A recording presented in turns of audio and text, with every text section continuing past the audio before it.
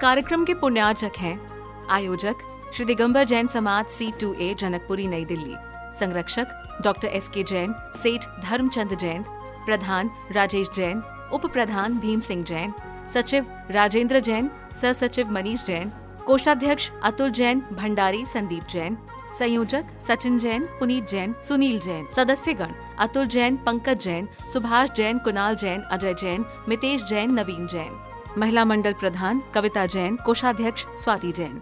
ओम नमः, ओम नमः, ओम नमः।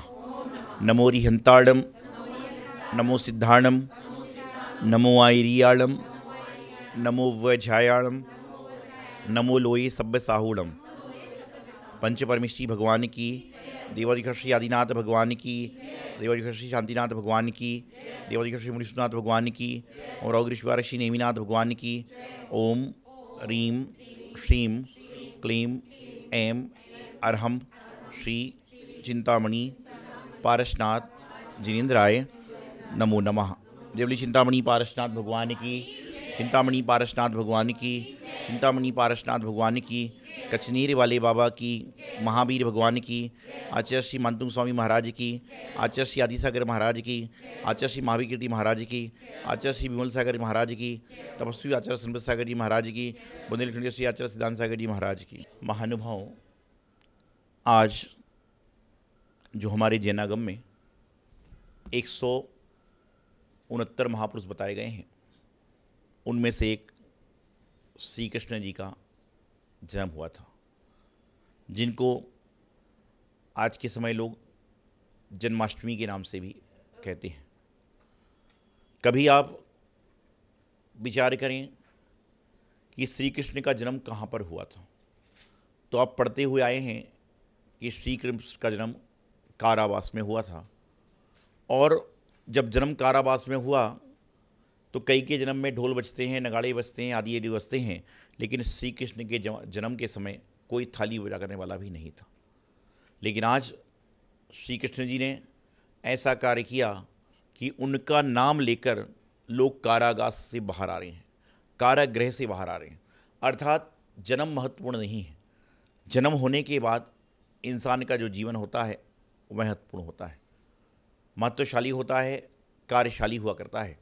आज जन्म तो प्रत्येक प्राणी प्रति समय ले रहे हैं, लेकिन कुछ लोग जन्म को लेकर अपने जीवन को सार्थक बनाते हैं और फिर मरने के बाद भी उनको लोग याद करते हैं।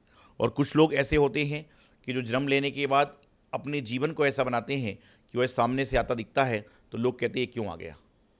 तो इंसान जन्म से नहीं कर्म से महान बनता है। ये बात हम बचपन से पढ़ रहे हैं, जान रहे हैं, समझ रहे हैं, लेकिन उसके बाद हम अपने जीवन में उतार नहीं रहे। क्यों? श्री कृष्ण के बारे में चर्चा है आज। लोग उनको कहते थे ये कौन है? माखन। ऐसा कहा जाता है कि पहले लोगों ने उनको माखन चोर भी कहा, किन्हीं ने उनको राधा कृष्ण भी कहा, कि तरह तरह के उनको लोगों ने पुकारा, किन्हीं ने उनको बंसी वाला भी कहा, कि उन्होंने श्याम वर्ण भी कहा। लेकिन जब वो भगवान की शंका को प्राप्त हो गए तो चोर भी उनका अनुकरण करके चोरी छोड़ देते हैं। माखन चोर से मतलब नहीं था कि वो माखन चोरी करके ले जाते थे, वही तो हास्य में बालकपनी में सब लोग ने, जैसे बालकपनी में हमने आपने सभी ने घर में कुछ ना कुछ इधर उधर की कार्य किए होंगे। तो बात यहाँ पर ये है कि पूर्व में आप क्या करते हो वह महत्वपूर्ण नहीं है, लेकिन वर्तमान में आप क्या कर रहे हो और वर्तमान में आप करने के बाद अपने जीवन को कैसे व्यतीत करते हो, ये बहुत महत्वपूर्ण हुआ करता है। जैनागम में 24 तीर्थंकर, 24 तीर्थंकर की माता, 24 तीर्थंकर के पिता, 24 कामदेव, 14 कुलकर, 12 चक्रवर्ती, 11 रुद्र, 9 नारद, 9 प्रतिनारायण, 9 बलभद्र, इस तरह से जो है सबकी उपमा दी गई। लेकिन उनमें अलग अलग आए, उसी में क्या है सारे के सारे बात बताई गई। तो उसमें जो है उन्होंने बताया कि कृष्ण जी भी थे। और हमारे यहाँ पर जैनागम ऐसा आगम है जहाँ पर रामचंद्र जी को भी महत्व दिया गया, हनुमान जी को महत्व दिया गया और श्री कृष्ण को भी वहाँ पर महत्व दिया गया। हर को महत्व अपने अपने हिसाब से दिया गया है। हर व्यक्ति की, मैं तो एक बात कहता हूँ और खुद सोचता हूँ कि मैं उस देश में जन्मा हूँ, भारत देश में, जहाँ पर हर मोहल्ले में हर संस्कृति का, हर संप्रदाय का मंदिर है। यहाँ पर गिरजाघर है तो बाजू में जैन मंदिर है, बाजू में चर्च है, बाजू में मस्जिद है। यहाँ पर हर तरह के राम मंदिर हैं, तो कृष्ण मंदिर है, तो हनुमान मंदिर है, तो गणेश मंदिर है। हर प्रकार का व्यक्ति अपने अपने अनुसार धर्म कर सकता है, किसी को कोई भी रोक टोक नहीं है। ये भारत देश है। भारत देश एक धर्मनिरपेक्ष राज्य है। अभी बहुत दिनों से चर्चा चल रही है कि भारत देश का नाम वापिस भारत देश हो गया। अरे भाई, भारत देश का नाम इंडिया हुआ कब था? पहले क्वेश्चन मार्क तो यहाँ पर इंडिया हुआ कब था? ये तो आप सब कहने लगे इंडिया इंडिया, तो कहने लगे। मुझे एक व्यक्ति आए, कहने लगा मैं अपने डैड को पापा कहूँगा। अरे डैड को तू पापा कहेगा क्या? पापा तो पापा है ही, पापा तो पापा हैं, लेकिन तुमने डैड कहना चालू कर दिया, इसलिए उनको लोग पापा कहना बंद कर दिया। तो भारत देश को भारत देश की कहा, किसने कहा कि भारत देश भारत नहीं है? और वैसे भी संपूर्ण देश में कई सारे देश हैं, 200 से ऊपर देश हो गए। हर देश का नाम एक है, अमेरिका का नाम भी एक है, न्यूजीलैंड का नाम भी एक है, हर जगह का नाम एक है। लेकिन यदि भारत देश है तो इसके एक नहीं 3 नाम है। कितने नाम हो गए? एक नहीं 3 नाम हो गए। पहले तो हिंदुस्तान, सबसे पहले इसका नाम हिंदुस्तान था, फिर भारत का भारत हुआ, और आज कुछ आप जैसे लोगों ने उसको क्या किया, आई लव माई इंडिया का नारा दे दिया और सारा का सारा काम चलने लगा। प्यार करिए, लेकिन अपने देश से करिए, देश की संस्कृति से करिए, और संस्कृति को बिगाड़ने वाला कोई यदि है तो आप स्वयं हैं। तो आज श्री कृष्ण जी, जिनके पीछे कहते गोपियाँ भागी जाती थी, लेकिन उन्होंने सबको छोड़कर उन्होंने हर तरह की गोपी को छोड़ा, सांसारिक गोपी को भी छोड़ा, लक्ष्मी रूपी गोपी को भी छोड़ा, और उन्होंने क्या किया, सब कुछ गोपियों को छोड़ा, लेकिन एक गोपी को पकड़ लिया। हर गोपियों को उन्होंने छोड़ा, लेकिन उसके बाद उन्होंने गोपी को पकड़ लिया। अर्थात जो भी स्त्रीवाचक है वह गोपी की संज्ञा में आ जाती है। लक्ष्मी है तो भी गोपी की संज्ञा में आ गई। तो उन्होंने क्या किया, लक्ष्मी को भी छोड़ा, नारी को भी छोड़ा, लेकिन उन्होंने सरस्वती माँ को ग्रहण कर लिया, जो कि गोपी के रूप में जब महिला वर्ग आएगी तो सरस्वती माँ भी स्त्री पर्याय में कह सकते हैं, स्त्रीवाचक कह सकते हैं। तो उन्होंने क्या किया, उन सरस्वती रूपी गोपी कहना एक समझाने का तरीका है, लेकिन सरस्वती को पकड़ लिया। तो आज श्री कृष्ण जो हो गए वह जन जन के कल्याण करने वाले हो गए। और महापुरुषों में बहुत सारे महापुरुष हैं, हर का एक अलग अलग महत्व है, लेकिन पूरे के पूरे महापुरुषों में बहुत कम ऐसे लोग होंगे जिनका नाम आपके नाम से मिलता जुलता है। कैसे मिलता जुलता है? हर व्यक्ति के नाम में श्री कृष्ण का नाम समाहित है, हर व्यक्ति के नाम में श्री कृष्ण जी का नाम समाहित है। वह कैसे? जब भी आपका नाम उच्चारण होता है तो कहा जाता है कि माननीय मानवर धर्म से श्री धर्म क्या क्या कहते हैं, श्री। तो श्री कृष्ण का सी आ गया। और जब महिलाओं का नाम लिया जाता है तो जब भी उनको उच्चारण किया जाता है क्या कहता है, श्रीमती, तो उसमें भी श्री आ गया। अर्थात पूरे जो महापुरुष हैं उनमें श्री कृष्ण ऐसे हैं कि जिनका नाम हर महिला के साथ, हर पुरुष के साथ, हर मुनि के साथ, मुनि श्री, आचार्य श्री, आरिका श्री, सबके साथ लिया जाता है। तो ये क्या होता है, ये कर्म है कि जिन्होंने जेल में जन्म लिया, छुप छुप के जन्म हुआ, कारावास में जन्म हुआ, सब कुछ हुआ, लेकिन उसके बाद भी क्या किया उन्होंने, कैसी करनी करी, ये सारा दुनिया उनको जानती है। मैं हमेशा कहता हूँ कि कथनी कैसी भी हो, लेकिन करनी आपके सही होना चाहिए। लेकिन आजकल के लोग कथनी में तो माहिर हैं, कलम चलाने में माहिर हैं, लेकिन करना कोई नहीं चाहते। आज प्रातःकाल एक महिला आई, कहने लगी महाराज जी भाद्रपद में मेरा लिपस्टिक का, नेल पॉलिश का, आलू प्याज का, पत्ता गोभी का और कटलेट का त्याग है। तो मैंने फिर से बोला क्या क्या त्याग है? तो बोली महाराज जी बस आप इतना त्याग कर सकते हो, ज़्यादा नहीं कर सकते हो। और मैंने कहा मैं सुनना चाहता हूँ। तो उसने गिनाया, तो मैंने कहा वैसे बहन जी बताइए, इस चीज़ को तो आपको खाना ही नहीं चाहिए जो आप खा रहे हो। नहीं, बोले महाराज जी खाना तो नहीं छोड़ सकती हूँ, लेकिन आपने नियम दिया है तो मैं नियम लेने का प्रयास करूंगी। तो मैं सोचता हूं कि भाद्रपद को आप महीने में, साल में एक बार मनाते हो, अरे कभी कभी अपने जीवन को भादो जैसा मनाने का प्रयास करो। आज आप त्याग किस चीज़ का कर रहे हो, जो ऑलरेडी त्यागने वाली बात थी। भाद्रपद से तात्पर्य था कि आदमी एकासन करे, व्रत करे, नियम करे, उपवास करे। ये तो अच्छा है कि भादो के महीने में शादी नहीं होती, नहीं तो आदमी तो उसमें छूट मांगने आ जाता कि महाराज जी छूट दे दो, आज शादी में जाना है, कल से व्रत चालू कर दूंगा। और गलती से भी भाद्रपद के महीने में और सावन के महीने में शादी मत करना। हालांकि आजकल तो क्या है, चटमंगनी और पट विवाह हो रहा है कि आजकल लड़के लड़की देखने जाते हैं, वहीं से सारा काम तंबर हो जाता है, माँ बाप को पता ही नहीं चलता है। तो लेकिन तो भी ध्यान रखना कि श्री कृष्ण जी का जो जन्म हुआ वह कब हुआ, सावन के बाद भाद्रपद में हुआ। और भाद्रपद ही त्यौहार हमारे जैनियों का सबसे बड़ा त्यौहार है कि यहाँ पर जो है जैनी के जन्म लेने के बाद क्या होता है, हर व्यक्ति भाद्रपद के महीने में चला करता है।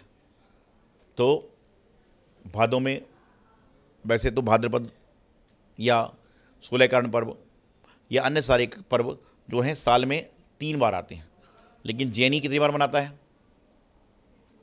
कईयों को तो पता ही नहीं कि 3 बार आता भी है। क्यों? उसका कारण यही है कि जो भाद्रपद के महीने में होते हैं, बरसात होती है, तो व्यापारी बरसात में क्या करें? शादी ब्याह नहीं होंगे तो फ्री, खेल कूद नहीं होंगे, बरसात नहीं होगी तो फ्री, तो क्या करें? भाद्रपद के महीने को लोग बड़े जोर से मना रहे हैं, और अन्यत्र जो होता है उसको लोग धीरे धीरे करके मनाते हैं। तो मुख्य बात आज ये है कि आज भगवान श्री कृष्ण का जन्म है, जिनके पीछे गोपियाँ चलीं, जिनके पीछे लोग चले, जिनके पीछे सब कुछ चले, लेकिन उन्होंने सबका पीछा नहीं किया, बल्कि सबको पीछे छोड़कर आगे बढ़ दिए। और आज क्या है? कोई श्री के पीछे भाग रहा है, कोई लक्ष्मी के पीछे भाग रहा है, कोई श्रीमती बनाने के पीछे भाग रहा है, कोई कहीं भाग रहा है, और बाद में क्या होता है? बाद में इंसान को सिर्फ पछतावा मिलता है और उसको कुछ भी नहीं मिलता। तो हमें प्रयास करना है कि हमारा जीवन सुंदर बने, और श्री कृष्ण जी के जीवन से हम सीख ले सकते हैं कि उनका जन्म जेल में हुआ, लेकिन उन्होंने ऐसा कार्य किया कि उनको नाम लेकर जेल से लोग मुक्ति को प्राप्त कर लेते हैं। तो हम भी ऐसा काम क्यों नहीं कर सकते? ठीक है, आज आपके अंदर भगवान बनने की क्षमता नहीं है, लेकिन आपके अंदर भक्त बनने की क्षमता तो है। आप भजन गाते हो, भक्त बने भगवान बनेंगे, अनेक किए नेक करेंगे। कहते हैं भक्त बने भगवान बनेंगे, अनेक किए और अब नेक करेंगे। कि पहले तो हम भक्त बनेंगे, उसके बाद में हम भगवान बनेंगे। पहले हमने अनेक किए काम, अब लेकिन हम नेक काम करेंगे। ध्यान रखना, कोई कृष्ण जी को ठाकुर मान के मान रहा है, ठाकुर जी बोल के पूछता है, कोई वृंदावन जाके पूछता है, कोई जैनी के हिसाब से पूछते हैं। हर व्यक्ति अपनी तरफ से पूछता है। भगवान तो भगवान हैं, क्योंकि कहते हैं कि भगवान जब संज्ञा जिनको मिल जाती है वह सबके पूजनीय हो जाते हैं, सबके वंदनीय हो जाते हैं, सबके आराध्य हो जाते हैं। श्री कृष्ण जी के साथ में ऐसा नहीं था कि जेल में और आसपास और किसी का जन्म नहीं हुआ, क्योंकि भारत देश में कहते हैं प्रति सेकंड प्रति पल अनेक लोग का जन्म हो रहा है और अनेक लोगों का मरण हो रहा है। लेकिन जन्म लेने वाले व्यक्ति कोई ऐसा कार्य कर जाते हैं कि सारी दुनिया उनको याद करती है, सारी दुनिया उनको हमेशा हमेशा के लिए याद रखा करती है और सारा का सारा काम संपन्न करती है। आपके कर्म कैसे हों? एक घटना बताता हूँ आपको। एक बच्चा, गांव में स्कूली पढ़ाई हुई, गांव टाइप से माहौल था, तो माता पिता बोलते भाई कपड़े सही करो, बाल सही संवारो, नल खुला है तो नल बंद कर दो, ये करते जाओ। तो उसका शहर की कंपनी में इंटरव्यू का कॉल आ गया। तो रास्ते भर वह सोचते सोचते जा रहा था कि चलो भगवान मेरे को तो शहर में ड्यूटी लगा देना, माता पिता रोज़ टोकते हैं, मेरे को छुटकारा मिल जाएगा। और वह अपने इंटरव्यू हॉल में पहुंचा। इंटरव्यू हॉल में पहुंचा तो वहाँ पर देखा उसने कि अखबार के पन्ने खुले बिखरे पड़े थे। तो उसकी आदत में आ चुका था कि सामान को समेटना, तो उसने अखबार के पन्ने को समेटा और रख दिया। जैसे ही आगे चलने को हुआ तो देखता है कि नल खुला हुआ है, उसने अपनी आदत अनुसार नल को बंद कर दिया। जैसे ही आगे चला तो बहुत सारी चीज़ें बिखरी थी, तो उसको सही करते हुए वह ऊपर पहुंचा, और जैसे ही सर के केबिन में पहुंचा, आई कम इन सर, ऐसा कहते हैं ना, क्या बोलते हैं, आई कम इन सर, बोले एस कम इन, मैं आई कम इन सर, ऐसा जो भी आपको बोलते हैं, ज़्यादा मैं तो जानता नहीं इस चीज़ों को। तो उन्होंने बुलाया, तो वह अपने आगे आने के बाद बोले बैठिए, तो बोले ठीक है। तो सर बोले मैं रेडी हूँ इंटरव्यू के लिए।